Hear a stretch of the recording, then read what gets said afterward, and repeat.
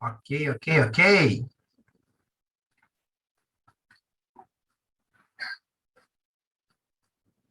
Pessoal, deixa eu arrumar aqui minha câmera, que tá meio torta. Deixa eu ver. Cá, vou mais pra cá. Aí, cá pro meio, né? Fala, Lucas. Boa noite, pode falar. Que lugar que você é, Lucas? Qual campus, né?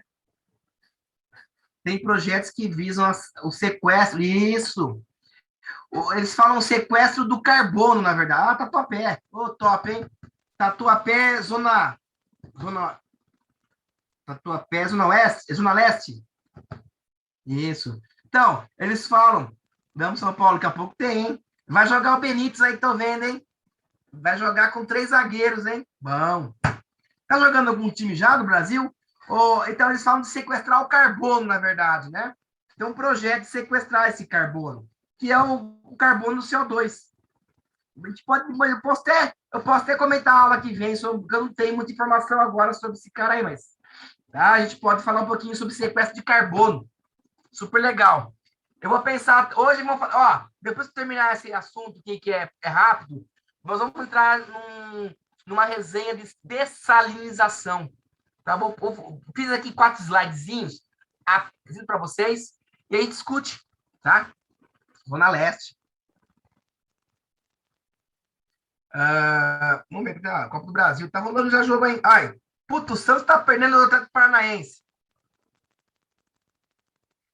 Hoje tem ainda Grêmio e Flamengo. Coitado do Grêmio. Que dó. São Paulo e Fortaleza. E Fluminense e Galo. Galo tá voando, hein?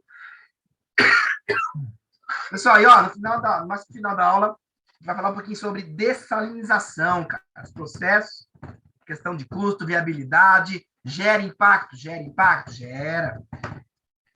Ó, eu nunca fiz isso, hein?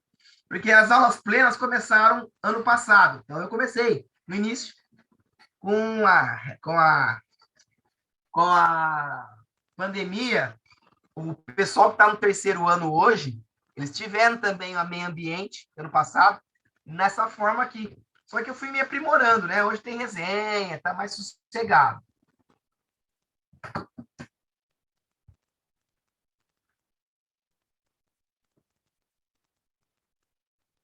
Então, o Bruno, o bypass, na verdade, esse bypass, cara, ele é um processo muito usado na indústria química. Ó, eu prometo aqui, tá? Eu vou escrever aqui, o Bruno.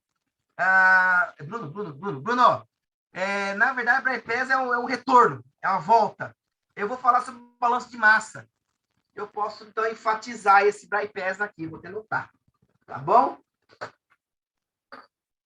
Quem quiser que fale do processo, ó, balanço de massa, falando do bypass. Eu posso falar, tá? Que é bem o assunto mesmo, é na área. Aqui que é na área analítica. Assim, analítica quer dizer análise. Que área que é? O bypass. Então, é que bypass, a palavra quer dizer retorno. Retorno.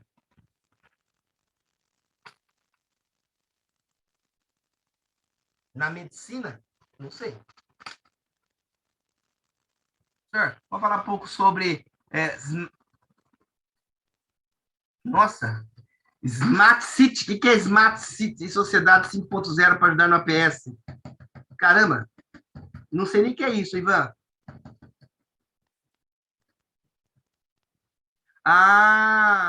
Prova de explosão. A parte de combustão, análise de gases. Não, é muito específico isso aí, tá? Mas você tem o Orsat, que é um aparelho analítico que mede, determina o teor de gases através do processo de combustão. Agora, a prova de explosão, nossa, é muito específico. Aqui em São José dos Campos, é uma cidade que tem algumas empresas que mexem aí com ogivas, que mexem com instrumentos de explosão, de explosivos. Mexe, seria para a área classificada. É bem específico isso aí, pessoal. Foge da minha área, não conheço muito bem, não. Bypass. Bypass vai dar para falar porque tá ligado no processo de balanço de massa. Ah, é fito. Fitorremediação. Verdade. Pediu mesmo. Pediu mesmo. Vamos ver. Vamos incorporar. Bom, pessoal. Então, estamos voltando. Então, tá aqui as 3 cidades. As 3 cidades não, né? Perdão. Os 6 campos. 6 campos. Ok? Eu só conheço, infelizmente, só conheço 2 aqui, gente. A Bacelar, em Indianópolis, que eu tenho que estar sempre aí, né? Porque o I7 fica aí. Já fui em muitos trabalhos de exposição de iniciação científica, bastante mesmo. E algumas reuniões aí com a chefaiada nossa aí, né? E eu não conheço os demais, não. Mas vamos falar do último processo, então, pessoal, que é o mais importante, é o atual, né? Falamos, então, sobre algumas ferramentas, final de tubo, prevenção contra a poluição, ecoeficiência, né? Vamos falar agora da produção mais limpa. Professor, já ouviu falar da máquina da empresa Watergen, que tira a água do mar, tira a água do ar? Ah, de falar assim, tá? De falar assim, que é um porque o ar tem o Watergen, isso mesmo, Watergen, né? Na verdade, porque assim, só que o ar, dependendo do local, tem umidade. Não morrer seca não, moçada. Nós temos a solução e o futuro. Dependendo da região, nós temos aí teores de umidades. O Brasil tem aqui mais próximo do litoral, o teor de umidade é maior. Né? Cidades mais na parte interna, no centro do país, como região central, né? Centro-oeste, lá, Goiânia, Brasília, é muito seco. Só que, assim, retira, mas a eficiência é muito pouco. Então, vamos falar um pouquinho sobre resenha, tá bom, pessoal? Então, vamos continuar, são exatamente 8h45, tá? O povo está crescendo aí, voltando, pessoal, daqui a pouco tem jogo aí, né? Mas vamos falar então, pessoal, da última ferramenta. Vocês vão ver que a final de tubo fazia a remediação só no final da produção. Aí veio a produção a PP2, né? Produção contra a prevenção, que o objetivo era reduzir, eliminar, né, os contaminantes. Foram criados alguns órgãos, gestores, no caso da SCGA, da ISO 14000, né, que são órgãos, são ferramentas que ajudam a minimizar, né, o impacto de uma cidade, de uma empresa, de uma casa, juntamente com a ecoeficiência, reduzir aí a embalagem. Né? A produção mais limpa, o PL, P mais L, né, foi lançada pela UNEP, United Nations Environment Program, e pela DTE, Division of Technology, Industry and Environment, e diz o quê, pessoal? Que a produção mais limpa é a aplicação contínua de uma estratégia integrada de prevenção ambiental a processos, produtos e serviços para aumentar a eficiência de produção e reduzir os riscos para o ser humano e o meio ambiente. Obviamente, a ideia é minimizar o impacto. Mas aqui é o legal, pessoal, que não vai só se preocupar com a questão do meio ambiente. Vai também estar ligado com a parte econômica, que é o reaproveitamento. Então, é o processo de ciclagem mesmo também. A gente vai manter, ó. Então, a produção visa melhorar a eficiência, a lucratividade e a competitividade das empresas. Porque, vejam só, a eficiência de equipamentos que conseguem aí gerar produtos com mais economia, tanto energético como a questão mássica. Veja, outra coisa importante, todo resíduo ser reaproveitado. Tá? Então, reaproveitar o máximo. Aquele processo que nós vimos lá no tubo, de linha, que é sistema linear, você tem lá a entrada de matéria e energia, a produção e resíduo, acabou isso aí, não é mais linear. Agora ele vai ser reaproveitado, é reciclado, é o reuso. O pessoal aí que vai trabalhar aí com TCC, pessoal da civil, pessoal da produção, né? É uma coisa que se faz, coloca muito nesses TCCs, é o reuso da água. Então, o reuso, o reaproveitamento da água, da energia, o reaproveitamento de matéria-prima, de resíduos, ok? Essa é a ideia. Então, você conseguir reaproveitar, você está lucrando. E, além do que, você ter aí o uso das certificações. Então, um produto que você vende, está no mercado, e ele é certificado com a certificação de 14.000, é um produto que, nós vamos falar de rótulos, tá? De rótulos. Ele tem uma rotulagem ambiental e ele é respeitado no planeta, pô, isso aí, ó, tem muita empresa que consegue vender mais porque tem essa questão da rotulagem. Então, isso é muito importante, tá? Então a implementação da produção mais limpa, ele resulta numa redução significativa de resíduo, que é essa ideia, emissões, e, no caso, custos para a produção. Então, em geral, as melhorias e inovações advêm de um programa simples de gerenciamento que ocorre aí na questão. Então, o que não faz mais parte? O que não faz mais parte da produção mais limpa? Barbieri, tem empresa que usa ainda tratamento de efluente para líquidos, né? Tem produtos que ainda usam a incineração, né? Tem empresas que usam a reciclagem de resíduo em compostagem, porém não é o mais importante, como último recurso. É lógico que, infelizmente, tem alguns produtos que não tem como. Geralmente, resíduos da indústria farmacêutica, tá? Todas as grandes empresas. Eu tive prazer de conhecer, quando eu fazia minha graduação lá em Piracicaba, eu fui conhecer o processo de descartes de uma empresa de farmacêutica chamada Lilly. Não sei se existe ainda. E fomos conhecer lá o incinerador. Então, tem alguns processos que esse material tem que ser incinerado, né? A Johnson, que eu tive o prazer de conhecer há uns anos atrás, ela tem o influente dela, mas não é o foco, tá? E assim por diante. Então, esses processos não implicam a diminuição da quantidade de poluentes da fonte geradora, mas atuam somente de forma corretiva sobre o impacto causado pelo regime geral, no final do tubo. Então, na verdade, pessoal, até usado, mas não é o principal, tá? O principal aqui é você reaproveitar. Olha lá, vejam só. Então, observe que antigamente a gente, olha lá, eu vou voltar no slide, ó, que no começo do final de tubo, olha lá, era isso aqui, ó. Era um sistema linear de fluxo de matéria e energia, tá? Liminar. E aí tinha lá o resíduo. Observe que agora, se eu pegar um fluxograma de balanço de mar, isso aqui é um fluxograma, é a nossa próxima aula, gente. A gente vai trabalhar com isso aqui, ó, tá? E fazer conta. Vamos analisar qualitativamente e quantitativamente. Como que eu vou aplicar uma produção mais limpa? Conhecendo o processo. Então, é importante. Barbieri, eu faço computação, preciso conhecer o processo? Preciso. Eu faço em produção.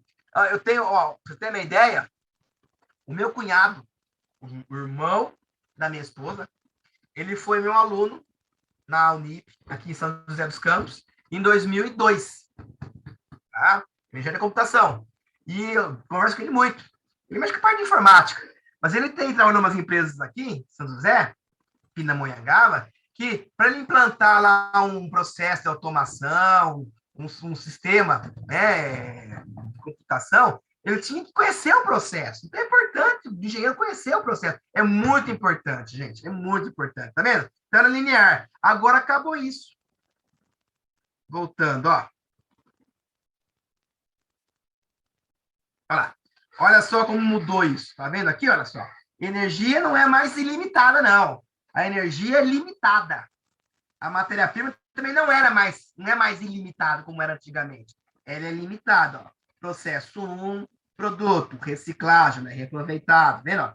Ele é reaproveitado tanto no processo 1 aqui, ó, reciclado, tá?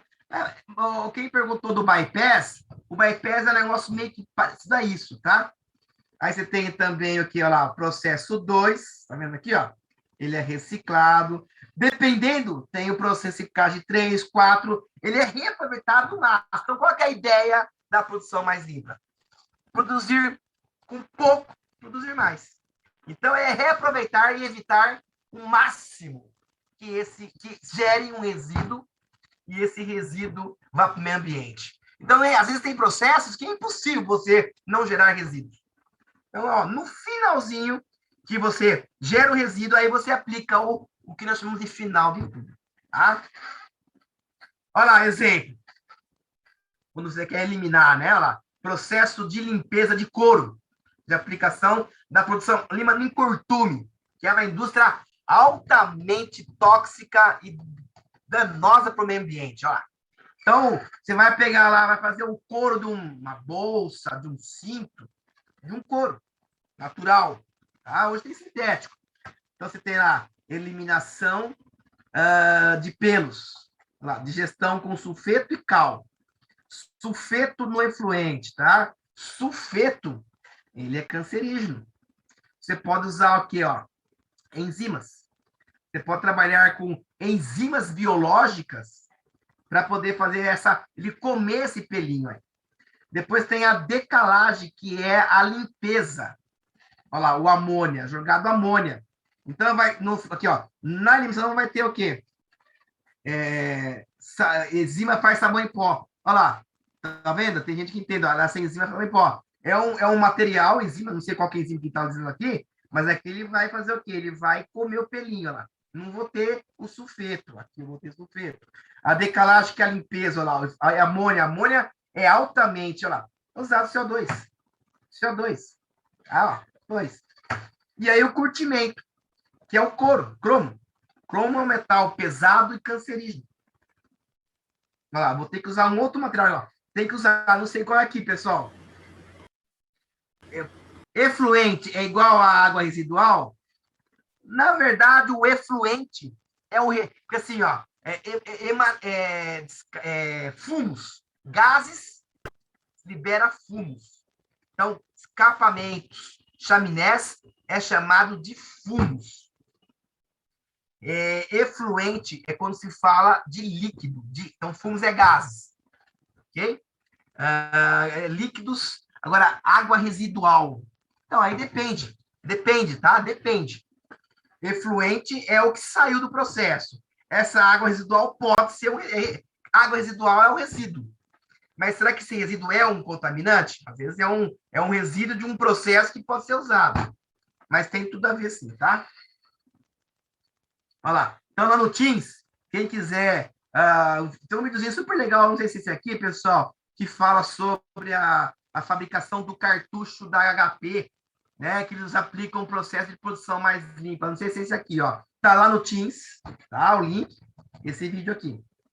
Bom, para nós finalizarmos nossa aula, senhoras e senhores, a produção mais limpa, como que é feita essa implementação, né?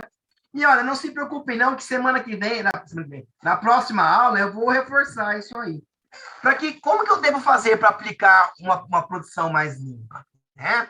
Então, com o objetivo de reduzir o uso de materiais, energia, reduzindo a quantidade de resíduos, é fundamental que se conheça a indústria, o processo, gente. Se você não conhece o processo, professor Barbieri, eu sou da área de informática, sou da área de TI, vou aplicar um software, vou usar um software lá, eu sou da mecatrônica, eu vou automatizar o processo. Meu, você não consegue automatizar o processo, você não conheceu o que está acontecendo no processo. A Petrobras, por exemplo, tem muito dinheiro mecatrônico, tem muito dinheiro da computação, ok? Que vai lá aplicar o software, o engenheiro mecatrônico ele vai automatizar a coluna de destilação, mas se ele automatizar lá para fazer o processo de entrada, saída, se ele... Peraí, pessoal, tá vendo uma linha aí? Deixa eu só... Se ele não conhecer todo o processo de entrada do petróleo cru, ele é aquecido, vai ter lá as bandejas, com processo de volatilização, pressão de vapor, naquela coluna vai ser fracionado, vai ser craqueado o meu petróleo, material sólido embaixo, material gasoso no meio, líquido no meio, material gasoso em cima. Se ele não souber o processo, ele não pode montar o processo. O engenheiro ambiental vai aplicar uma produção mais limpa. Se ele não conhecer o processo da indústria, não tem como. Tá? Então, é muito importante conhecer o processo. E acho lindo isso. Eu acho horroroso aquele cara. Outra coisa, ó, a minha esposa é da área financeira. Né? Tá lá na Coca-Cola. Assim, não estou falando dela, mas eu tenho amigos delas que trabalham lá na financeira e não sabem nem o que produz. É o mínimo. É o mínimo. Na área financeira, não importa. Né? De compras, de RH. O mínimo do cara profissional da indústria, por respeito à indústria, é conhecer o processo. Isso eu acho que é fundamental. Ainda mais nós engenheiros, gente. Pô, sou engenheiro da produção, sou engenheiro mecânico, sou engenheiro mecatrônico, sou engenheiro civil, né? Sou engenheiro da computação, engenheiro eletrônico, elétrico, sou engenheiro materiais, sou engenheiro químico. Não importa, é importante conhecer, é respeito à empresa, né? E aí, pessoal, como se aplica a produção mais limpa? Além depois de você conhecer o processo, é feito um projeto que envolve alguns itens que eu vou comentar rapidamente aqui. Então, boa pergunta, Alex. Tem empresas aí que a planta é gigantesca. Tem 1.000 produtos. Ué, você não vai trabalhar com os 1.000 produtos. Se você for trabalhar naquela linha de produção, você tem que conhecer aquela linha de produção. Lógico. Se tem mais um produto, sei lá, tem empresas aí, São Paulo mesmo, que às vezes química, na área química, que o cara faz substrato para tinta, o cara faz matéria-prima para sabonete, no mesmo processo, na mesma empresa, tem várias plantas. Você não vai trabalhar em todas, mas é importante que você conheça o que você vai trabalhar, né? Com certeza. Então, nós temos aqui, pessoal, que esse assunto que vocês estão vendo aqui, deixa eu pegar minha canetinha vermelha lá. Opa, cadê você? Aqui.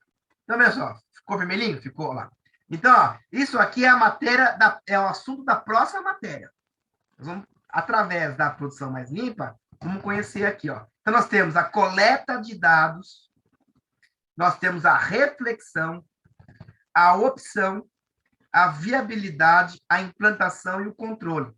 Aí eu falo, Barbieri, em qual dessas etapas aqui nós já temos condições de montar uma produção mais limpa?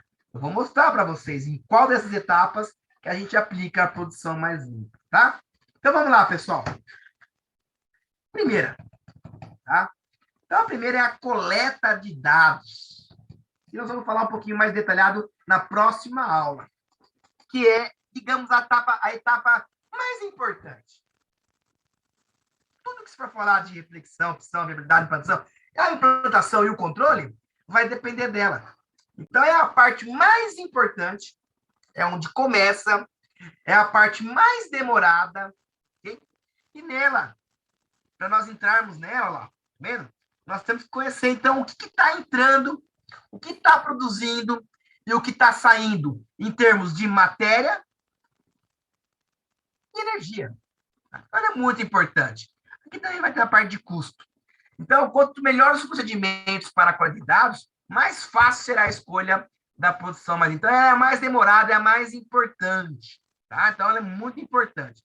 Depois de um bom tempo de ter criado esse cara aqui, aí vem a parte da reflexão. Aí, você conheceu a planta. Você está conhecendo, né, o que está entrando, e o que está saindo, e o que está produzindo. Então, através desse processo, vem a reflexão. Por exemplo, qual é a parte do processo aonde está gerando um X, um tal resíduo X? Qual parte do processo que está saindo um outro resíduo? Então, ó, que a empresa gera resíduos? Essa parte é muito importante. Tá? Após a primeira etapa, os dados coletados são analisados, então deve-se fazer uma reflexão de acordo com com os princípios da produção mais limpa. Então, qual a parte digamos que, assim, que o processo, ele tem lá várias etapas do processo. Então, quais etapas que geram os resíduos? Okay? Depois da reflexão, vem a opção. Após a reflexão, após refletir sobre a produção mais limpa, lá, então, nesse momento, pode surgir opções. Então, para quê? Reduzir os resíduos na fonte, mudança de materiais tóxicos para materiais não tóxicos, troca de materiais, troca de equipamentos, olha lá. Então, nesse momento, pode surgir opções para reduzir os resíduos na fonte, para mudança da organização, olha lá. Tanto para a reciclagem interna, vai ser feito um processo de reciclagem, uma reciclagem interna ou externa. Ah, desculpa, pessoal, interna ou externa? Interna, fechada, externa, aberta, também é chamado desse jeito. Vai ser aplicado reciclagem? Qual? Interna ou externa? Aberta ou fechada? Ok? Aí depois vem a viabilidade. Uma vez selecionado as opções, deve fazer o estudo da viabilidade econômica até ecológica para a opção. Aqui é o fechamento. Tá? Aqui é o fechamento da coleta, da reflexão, da opção e da viabilidade. Então, aqui entra a questão econômica, a questão de processo mesmo industrial de produção e a questão biológica. E qual que é a etapa que aplica a produção mais limpa? Então, depois que você passou por todas as etapas, é aqui que é mais importante para a produção mais limpa. É aqui que é aplicada a produção mais limpa. E, finalmente, o controle é onde, então, está o quê? Está ocorrendo todo o processo. Ok? Muito interessante esse processo. Então, ele segue lá. Dados, fluxo, matéria, energia e custo. Aí tem a reflexão, temos a opção, temos a viabilidade, a implantação, que é onde é colocado, então, no caso, a aplicação da produção mais limpa, e aí fechado com o controle. Nós vamos ver isso aí um pouco mais detalhado na próxima aula, tá? Então, lá, antes de iniciar a coleta de dados, lá, é capaz de responder as seguintes questões. Ó. Quais os dados necessários? Onde estão os dados necessários? Quais são as fontes de informação sobre o sistema? Então, é muito importante, pessoal, conhecer a empresa. O que está entrando, o que está gerando no processo A, processo B, processo C. Tem também geração de resíduos na manutenção? Também tem, ó, na manutenção. Então, em termos de matéria, de energia, as emissões. Olha lá, emissões. Então, emissões, gases, nos efluentes líquidos, né? A perda de energia. Perda de energia também é questão de poluição. Bom, após a coleta de dados, então, deve estar apto a responder às seguintes questões. Ó. Qual a quantidade de matéria-prima, materiais energizados nesse processo? Qual a quantidade de resíduos e emissões? De qual parte do processo vem o resíduo e as emissões? Quais são tóxicos que devem ser controlados? Por que devem ser controlados? Qual é a parte da matéria-prima ou dos materiais utilizados que perde na forma de emissões voláteis, são os gases, geralmente por processo de combustão? Qual é o custo para descartar os resíduos e a perda de matéria-prima? Então, essa parte de dados é muito importante, gente. Aqui, para finalizar a nossa aula, e entrarmos já na resenha de dessalinização, olha lá, aqui eu tenho um exemplo de produção de cerveja. Pessoal, se não entenderem aqui hoje, na próxima aula eu vou aplicar com mais detalhes, tá? Isso aqui nós vamos falar um pouquinho mais detalhado, que é a matéria, que é o balanço de massa de energia da próxima aula. Então, olha só que legal aqui, ó. Então, aqui, na parte de coleta de dados, tá vendo? Então, tem aqui, ó, os principais produtos. Cerveja em garrafa, cerveja em barril, cerveja em lata. Você sabe dizer qual que é a diferença entre a cerveja e o chopp? Tá aberto para bate-papo, tá?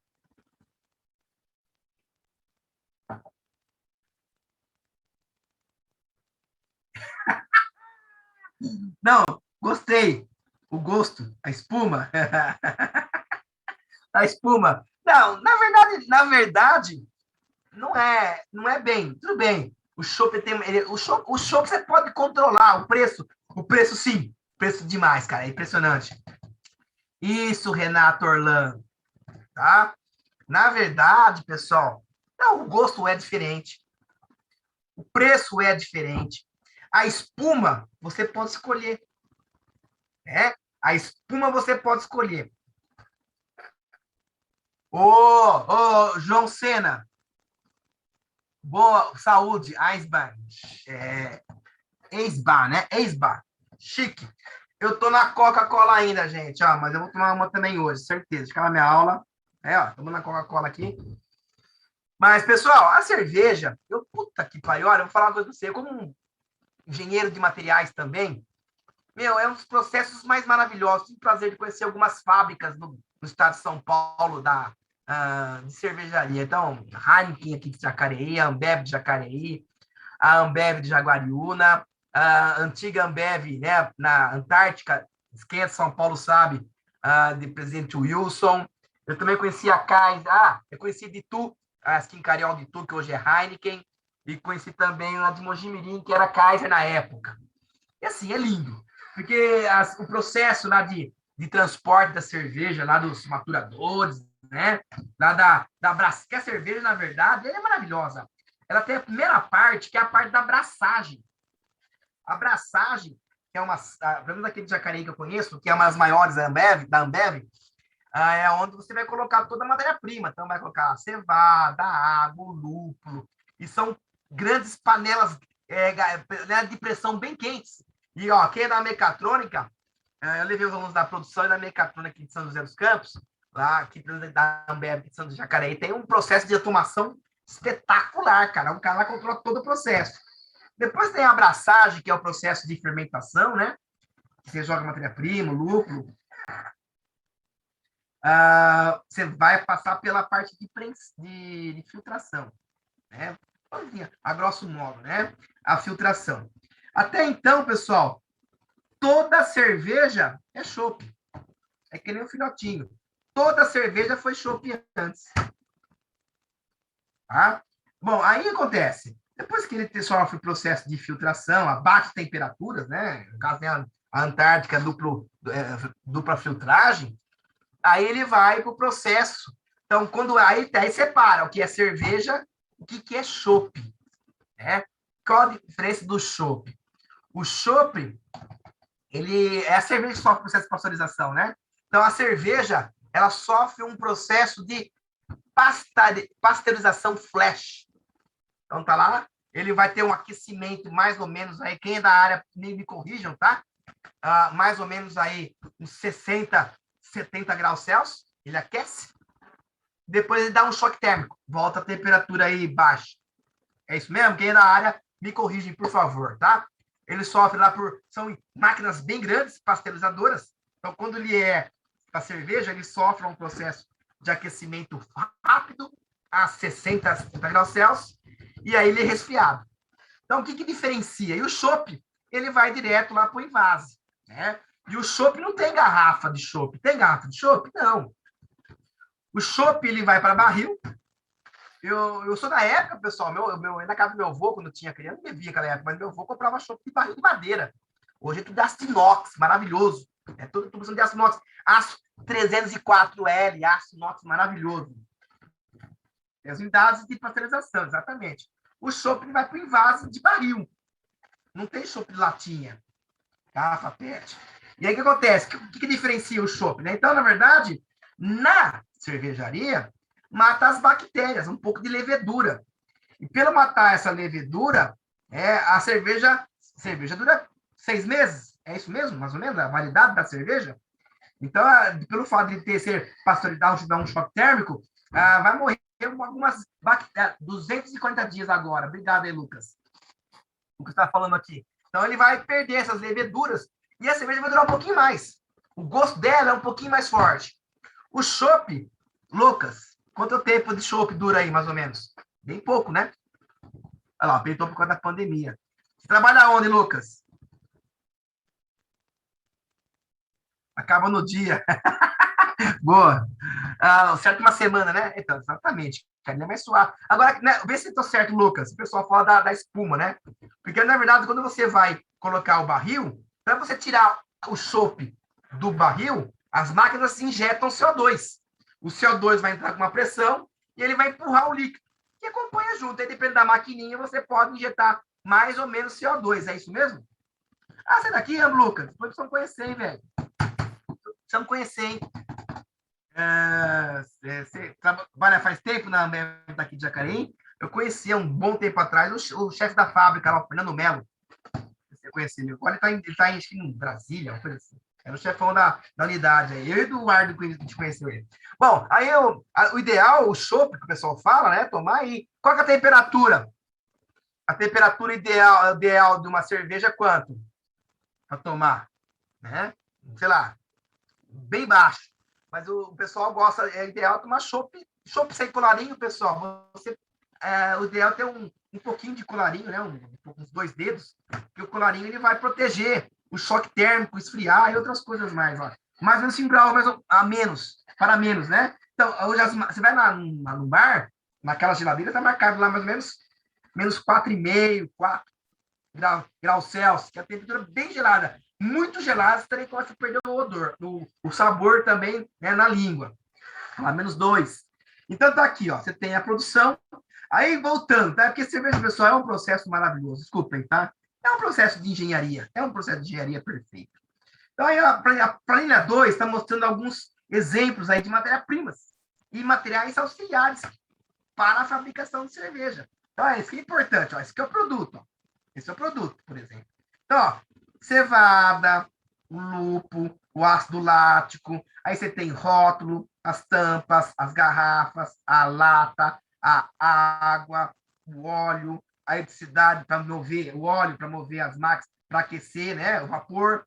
Você faz a limpeza da tubulação com vapor superaquecido, eletricidade. Aí você tem a matéria-prima, cevada, lúpulo, a água. E isso aqui, olha, tem a unidade que é usado. Olha lá. Então, cevada é matéria-prima, lúpulo é matéria-prima. Ácido lático deve controlar aí o pH, né, da cerveja. Agora, rótulo, tampa, garrafa, embalagem, ó, já é o resíduo de embalagem. Olha lá, você tem a água é matéria-prima, o óleo para caldeira, né, eletricidade, assim. Então, você tem as quantidades. É importante saber, porque tanto a cevada, o lúpulo, o ácido lático, ele vai dar também o que nós chamamos de... Ai, caramba, é trumpet.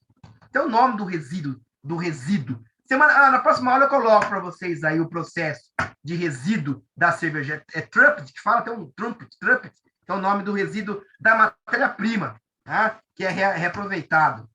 Aí depois tem aqui, ó, planilha 3. Alguns resíduos sólidos e emissões líquidas na fabricação da cerveja lá. Então, o que eu tenho que fazer? É o bagaço? Não, não é o bagaço. Tem o nome, né? Tem o nome aí. É o trub. Então, é o nome. Olha lá. Aí tem aqui, ó. Então, resíduos, emissões.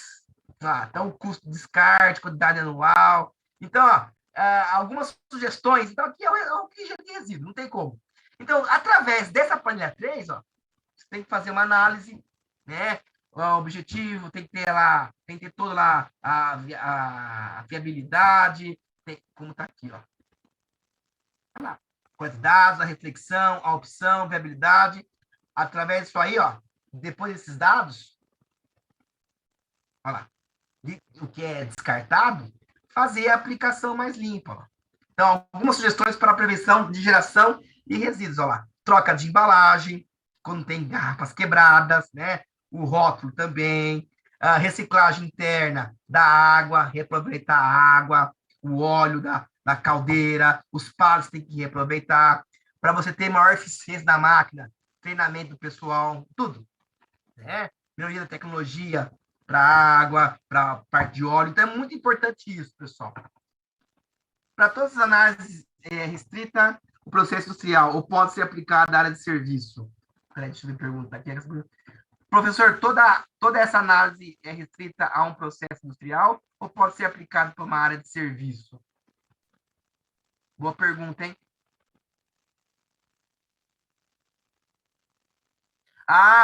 Ô Bruno, se pudesse enfatizar, o Rafael perguntou por que a cerveja em lata é diferente da garrafa. Eu vou te falar mais, hein? Vou te falar por quê, tá? Você já tomou a garrafa PET? Como chama a garrafinha de vidro? Fofinha demais? Tem o nome, esqueci o nome. É o... Ah, esqueci o nome. Como chama a garrafinha de vidro, pessoal? Não, litrão. Não, long neck não. KS. Isso, obrigado, KS. Vamos dar exemplo da KS. O litrão. Né? Uma coisa importante dizer que o gosto some mesmo. Eu estava conversando, eu sou amigo.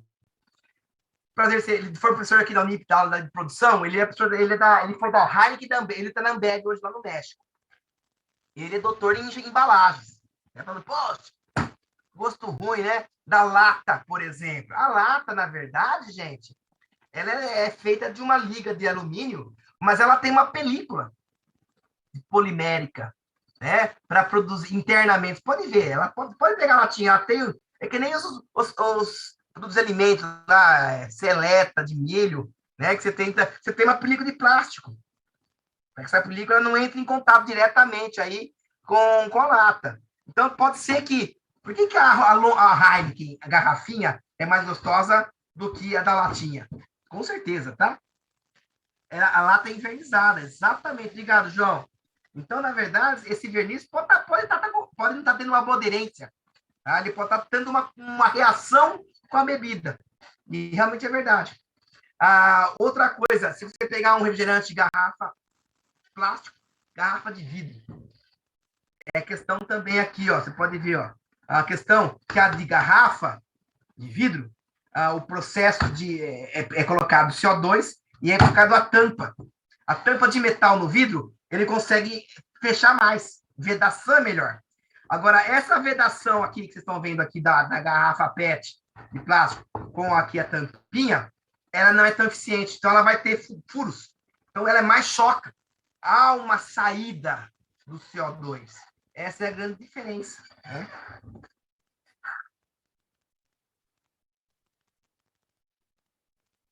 Olha lá, no canal do Manual do Mundo, ele derrete o alumínio de uma latinha e mostra que tem a película. Olha lá, tá vendo? Ó? Essa película. Então, a latinha da Heineken não é tão gostosa como a long neck, por exemplo, não, a garrafa. Por causa disso aí, tá? Então, tem contaminação sim. Olha lá, pessoal, alguns produtos para finalizarmos. A Danone lançou aqui em 2000 o I'm Green, que é um plástico, que é a embalagem desse produto aqui, né? Que ele é biodegradável. Então, quando jogado no ambiente, ele vai se decompor mais rapidamente. Pode ter abrasão nela também? Como assim, Lucas? Abrasão é desgaste. O que é abrasão do líquido? O que é? Olha lá, o papel higiênico na neve, olha lá, ele praticamente está usando 100% do papel de fibra reciclada. Agora, na Antártida Ambev, ele desenvolveu um PET que pode ser usado para... Que PET, quando ele é usado para terceiro, ele não pode ser usado para alimento, não pode ser para bebida. Mas eles estão desenvolvendo aqui um produto que consegue, tá? Ó, tá vendo? O cara que entende sabe, lá. Então tem o processo lá de pressão da enchedora, do líquido, do gás, entendi. Super interessante, ó.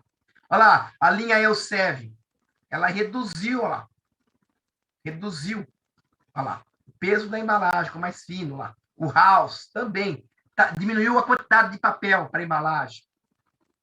Bom, e com isso, pessoal, eu finalizo essa primeira parte aqui. Eu gostaria de finalizar minha aula com uma resenha de dessalinização. Eu vou descompartilhar esse cara aqui, ó.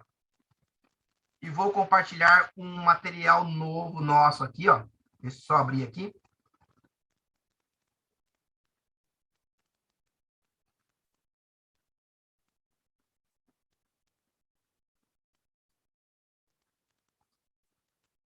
Vai.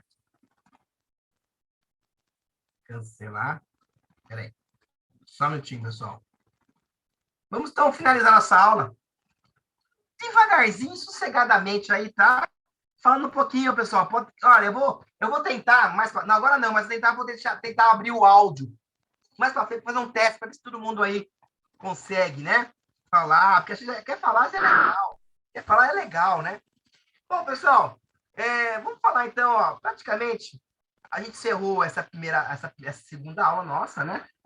E na próxima aula, quarta que vem é aula com Honda, e na outra quarta-feira é balanço de massa.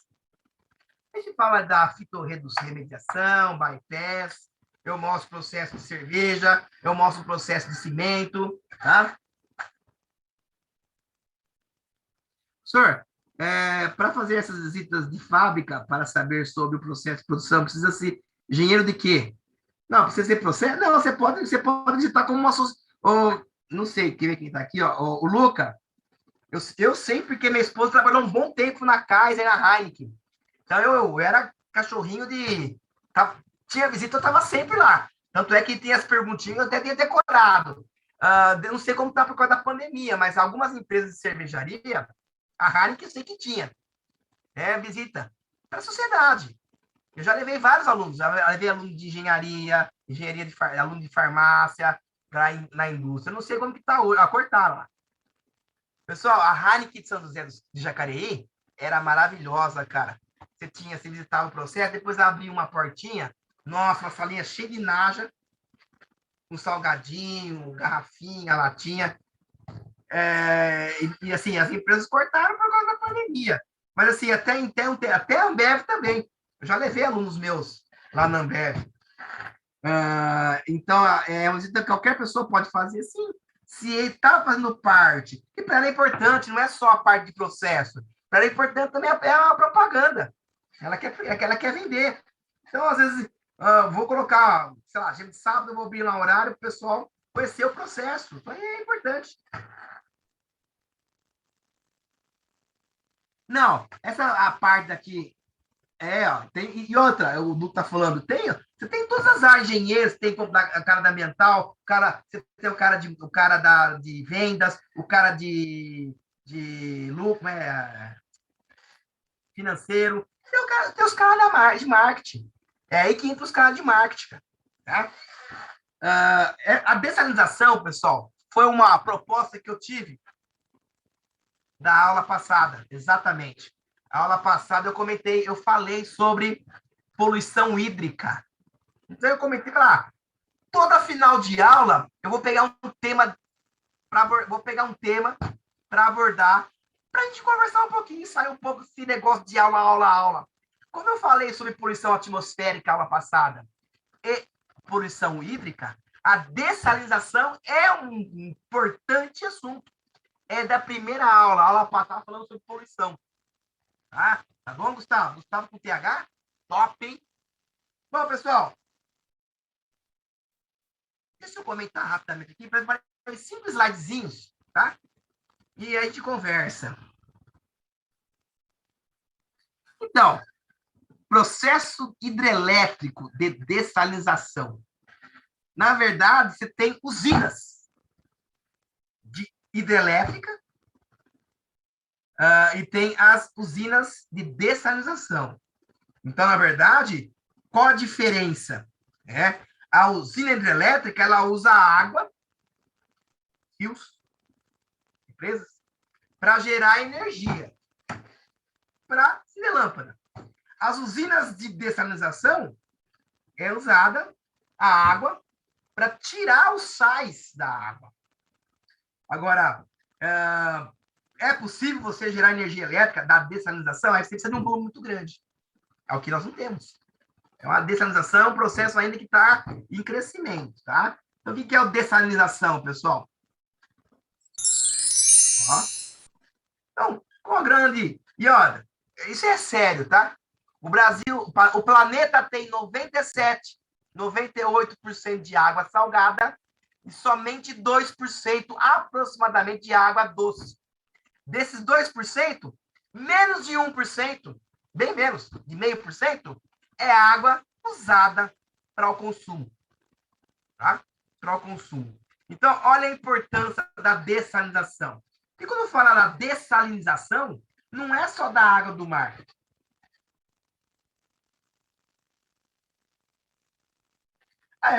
Jairo, é possível. Lógico que é possível. Você pode acoplar, desculpa. Você consegue, em uma porrada só, né, quebrar 2 cajadadas. Uma cajadada quebrar 2 tiros, né, uma coisa. O problema é você conseguir ter volume de água para que você consiga mover turbinas. No caso, como vai ser água, né? Então só pode ser energia hidrelétrica. Eu não conheço outro processo aí que possa servir, né? Processo de pressão? Não sei. Boa pergunta, viu, Jairo? Água do processo para gerar energia? Seria super interessante. Imagina se você consegue, numa usina, dessalinizar e gerar energia. Eu acho que isso é o futuro. Eu não conheço, no Brasil não tem, e até agora eu não conheço nenhuma empresa que faça ao mesmo tempo.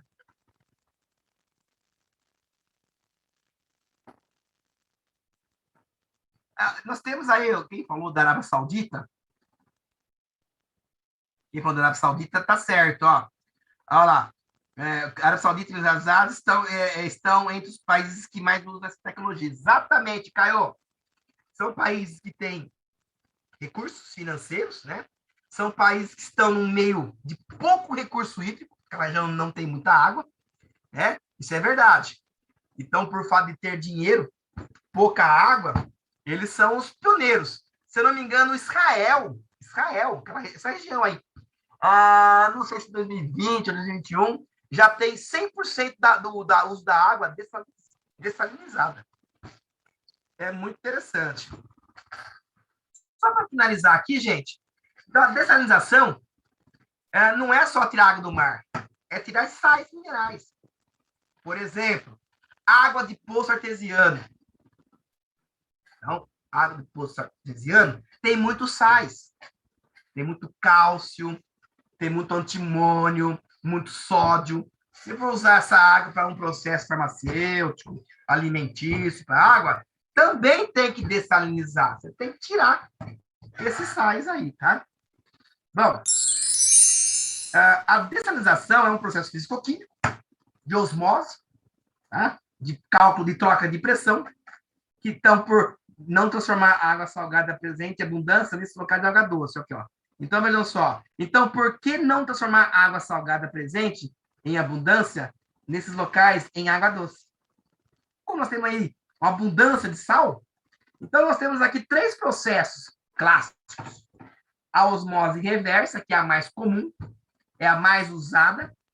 A dessalinização térmica ou de evaporação, que é a mais cara. E tem um método novo, que é chamado de um método TSSE. Uma reversa, pessoal, rapidamente, olha lá. Na verdade, um processo de bombeamento, por onde as tubulações passam por microfibras. Tá? Onde a ideia é que, por diferença de pressão, osmose, ele separa o NaCl da água. Além de separar o sal, também elimina bactérias, organismos e os fungos. Ó. Qual que é o ponto negativo? É elevado o gasto de energia para fazer esse bombeamento. Por quê, pessoal? Na verdade, olha lá, a osmose reversa ou inversa, o que vai acontecer? Ó? Nós temos a entrada de água salgada com contaminantes, com sais, e eu vou aplicar uma pressão para que essa água... Qual o grande problema da osmose reversa lá? É que aqui eu vou trabalhar com peneiras moleculares, ou seja, peneiras ultra finas. Além de serem caras, que são coisas novas, eu vou gastar uma boa energia para poder empurrar a água nesses microporos. Como o NaCl, os contaminantes, são maiores do que a H2O, então, aí, no caso aqui, eu tenho uma lembrança impermeável. Então, purinho, é bem fininho. Eu preciso empurrar. Bombeamento. Você gasta muita energia para bombear, para empurrar esse cara aqui, ó. Aí eu consigo separar. Tá? É cara mesmo. Uma peneira molecular da última vez que vi custava lá. É isso mesmo aí, Bruno. É coisa de milhões. Por quê? Para você conseguir produzir isso em grandes escalas, bem fininho, é muita tecnologia. Aí tem aqui a evaporação, que na verdade é quase igual ao processo de geração de sal, tá? Olha lá. Começou o jogo de São Paulo, né? Porque avisou meu celular aqui, gente. Bom, e todo no off, enfim. Acontece por meio de aquecimento da água do mar, às vezes energia solar, e ela evapora. Tá? Daí a água com aquecimento evapora. Então, a água, por ser mais volátil que o sal, ela evapora, vai criar vapor. ela vai encontrar tipo uma camisa, um processo de resfriamento, é um processo de destilação. É um processo de destilação, tá? A água isenta de sal, ela vai resfriar e vai condensar. Então, esse processo, o custo é muito elevado, ó, comparado com o processo. E tem esse cara que eu não conhecia, que é o TCSE. É um método criado muito recentemente, até que vocês têm na adição de um solvente na água, que suga a água, mas não sai, e não sai. E no final do processo, a água é separada do solvente. Interessante, ó. Aí, ó, finalizando. Então, quanto custa para dessalinizar a água do mar? Ó? Em média, as estações, geralmente, tratam 2.000 litros por segundo. Razoável. Então, por osmose inversa, que é a mais comum, ó, é apenas $1, R$ 1 para dessalinizar 1.000 litros. Famosa volume do gatinho. Por que do gatinho? Meu! Então, ó, 1 metro cúbico.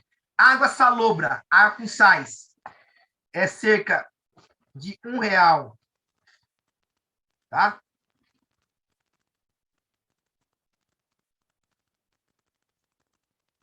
Tá errado aqui, ó. É de 1 a entre 1. Aqui tá errado, pessoal. Vamos pagar aqui, ó. Gostei, tá errado, ó. Esse aqui não. Tá? Água salobra é de 1 a 1,50 o metro cúbico. Água do mar de 2 a 2,50 mais ou menos, até o abastecimento. Porque também tem o transporte, né? Não é só o processo de dessalinização. Você tem que enviar isso até o local de consumo. Então, nós temos a primeira usina no Brasil que foi construída no Ceará. E ela, por exemplo, custou em média 3 bilhões para construir. Olha lá. Olha lá, vamos ver aqui, ó, o que estão falando aqui, ó. Deixa eu ver aqui. Olha lá. Olha lá. É a CAGES, que é a maior usina, mais nova, que usa uma osmose reversa. Olha lá. Tem impactos ambientais? Tem impactos ambientais. Tá? Olha lá, no meio dos processos de extração, cada litro de água gera em torno de 1,5 litro. Para cada 1 litro, 1,5 litro de líquidos poluídos como cloro e o cobre. Ó. A outra coisa importante, hein, pessoal? Água quente atrapalha o processo de oxigenação. Então, você vai aquecer a de aquecimento, a evaporação. Quando você joga água quente no recurso hídrico, você vai abaixar o oxigênio. Abaixando, vai aquecer a água, vai diminuir a difusão de oxigênio.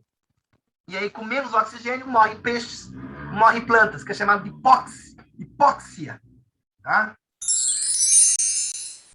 E aí, é viável dessalinizar?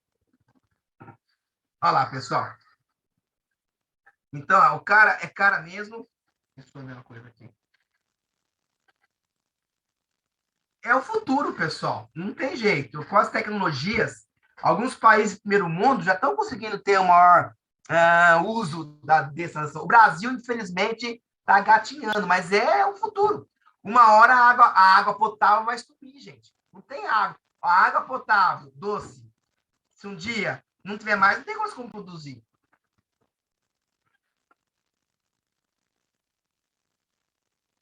Nossa, o Ricardo, Mar Morto, lá no Oriente Médio, não sei, cara. Mar Morto? Não sei dizer por quê. Alguém sabe dizer por que o Mar Morto lá do Israel chama Mar Morto?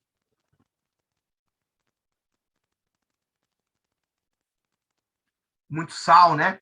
Mar Morto é muito sal. Então, pessoal, ó, vamos tentar o seguinte, pessoal. Olha, eu estou finalizando a sala, que são agora? Eu vou abrir o áudio, hein? Vou tentar abrir o áudio. Pode ser? Pode ser? Olha lá, quem quiser, tá aberto o áudio.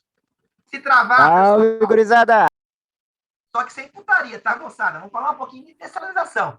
Quem quiser falar, discutir, por sua experiência, tá aqui aberto, pessoal. Se travar. Ei, Lucas Lima tá no Fortaleza, Coleca finalmente. puxa. Pessoal, sem putaria. Vamos falar da dessalinização, moçada. Ah, meu, os guris, sem conversinha paralela. Mas se travar, Então, nosso próximo, ó, só lembrando que nosso próximo encontro é dia. Amor, Jacareí aí, ó, meia-lua. Ô, louco, meia lua. Nosso próximo encontro é dia 8, hein, moçada? Tá? É os guri, pai. Seria muito aqui, pessoal. Aqui vai uma pergunta para vocês aí levarem para casa, né? Dessalinizar na água é viável? Não. Dependendo do país, que não tem. Professor, Acredito que no momento não, professor. naturalmente isso já não acontece quando, por exemplo, esquenta a água do mar e evapora, e, enfim, chove, isso já não acontece meio que de forma natural? Então, aí que tá. Boa pergunta. Quem fez a pergunta é muito interessante. Boa pergunta. O ideal, Agora não é viável, não. ó, na verdade, há pesquisas que a temperatura acima de 30 graus Celsius, além dele reduzir o teor de oxigênio, ele aumenta a proliferação de bactérias. Quer ver um processo que é danoso? Lá no Oriente, na Europa Oriental, as usinas hidrelétricas, as usinas nucleares, tá? Lá é gerado vapor. Geralmente é descartado essa água quente. É problema, sim. Está acima de 30 graus Celsius, esse é um problema sério. Mortalidade de peixes e Então, em tese, a água da chuva ela não é boa, real. Não por causa que ela meio que limpa o céu da poluição, mas por causa desse processo de... show, massa. No caso, beber água da chuva. Então, Professor, quando você pergunta em dessalinizar a água, aqui no Brasil ou no mundo inteiro? Assim, tipo. No Brasil, vamos pensar aqui no Brasil. Sim, porque se for outros países que não têm água potável assim, é bem viável, igual o pessoal lá do Pai, Exatamente, isso mesmo, tá? Como foi falado aqui, Emirados Árabes, lá aquela região do Oriente. Mas é uma alternativa do Brasil, porque um dia a água potável vai acabar. Então, professor, se liga. Um exemplo, que eu estava falando aqui em relação à usina hidrelétrica. Eu acho que essa dessalinização aí, ela é viável para essa área aí de gerar energia, certo? Porque em compensação ia sobrar mais água potável para poder ir para o consumo, porque as usinas, as barragens estão secando, né? Então, se a gente tiver capacidade de usar água do mar, ou seja, é quase, não é incontável, né, meu? Tem água pra caramba. Ele está falando da usina hidrelétrica? Oi? Ele está falando da usina hidrelétrica? É hidrelétrica ou quem falou aí, tá falando? Jairo, acho que é o Jairo. Jairo. Eu tô falando que aqui é um exemplo, que tem a opção de dessalinizar essa água aí, certo, do mar, e com ela mesmo usar essa água para usina hidrelétrica. Porque eu acredito que agora não usa por causa do sal, né? Então vai correr as bombas, não é isso? As turbinas. Tem isso, exatamente. Tem a questão da corrosão também, é verdade isso aí, viu? Então, aí se purificasse ela e usasse como usina, ou seja, a água que a gente usa potável, a doce, deixaria para o consumo, ao invés de gerar energia com ela, entendeu? Porque Mas, na a geração verdade, de energia com água potável gasta muita água, né? Professor, na minha opinião. Mas assim, aproveitam o custo do rio, né? No caso da hidrelétrica. Eu Mas, acredito. Mas o volume tem que ser grande. O Thiago falou que é verdade, ó. Tem que ser um volume grande, senão você não tem energia, você não tem hidrocilidade para poder mover as turbinas. Olha, eu acredito, na minha opinião, assim, que no Brasil é inviável. Temos várias fontes de energia renováveis. Não escuta? Posso falar? Vai? Então, na minha opinião, tirar o sal da água do Brasil é inviável, porque assim, nós somos um dos países que mais tem recursos naturais, como represas, rios. Isso. É um processo muito caro e um processo, digamos assim, muito trabalhoso.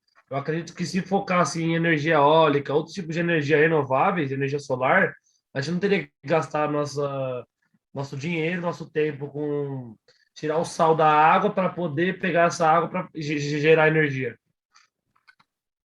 Mas o Nordeste... Mas o problema não seria gerar energia, seria, na verdade, usar água para o consumo mesmo, né? Não para energia. Correto, né? Exato. Acho que não é viável para gerar energia. É verdade. O Brasil tem recursos hídricos poderosos que dá para gerar energia hidráulica. A questão é a transformação da água do sal para água para consumo. No Nordeste é meio pobre a questão hídrica lá. Não tem muito. Ela é muito forte a seca. A questão de água no Nordeste é bem baixa, né? Imagine, se nós, que é o país que tem a maior parte de água potável do mundo, nós está entrando em extinção, você tá entendendo? Imagine os outros lugares, nós praticamente não tem nada de água. Eu tava vendo reportagem esses dias aí, várias represas aí que estão trabalhando no limite morto, que eles chamam, né? Capacidade mínima lá de operação. E sabe por que São Paulo está tendo problema hídrico? A consequência disso é o desmatamento da Amazônia. Tem todo um processo atrás disso aí, cara. Professor, Oi. Rodrigo aqui falando aqui de São José dos Campos. Fala, Rodrigão. Uma coisa que eu vi, eu tenho alguns parentes que são do Nordeste ali, bem no centro da Bahia mesmo. Uma vez a gente viajou para lá, a gente percebeu que tem água lá, né? Tipo, eles cavavam um poço artesiano, porém a água era muito salobra, né? Que eles chamam, muito salgada. Eu acho que nessa questão complicado que é o financeiro, né, para dessalinizar essa água seria muito alto, mas ia abranger muita gente, né, ia ajudar muita gente se tivesse esse processo ali no povoado deles, né, porque realmente você tomava banho, a água era salgada e a água potável que eles tinham, que era para beber, essas coisas, né, eles tinham que comprar de caminhão-pipa, né. Se for pensar por essa linha aí, Rodrigo, realmente é verdade. Digamos assim, é viável na região do Brasil, não no Brasil todo, porque assim, sim. digamos assim, é o Nordeste, beleza, que lá quando chove, chove, quando não chove, o pessoal fica lá meses sem água. É complicado mesmo. Então, o Vitor está falando aqui do lençol freático. Então, mas o acesso é difícil, viu? Para você retirar a água do lençol freático, você precisa de bombeamento, tubulações profundas. É meio complicado. Outra coisa, o Nordeste tem muito açude.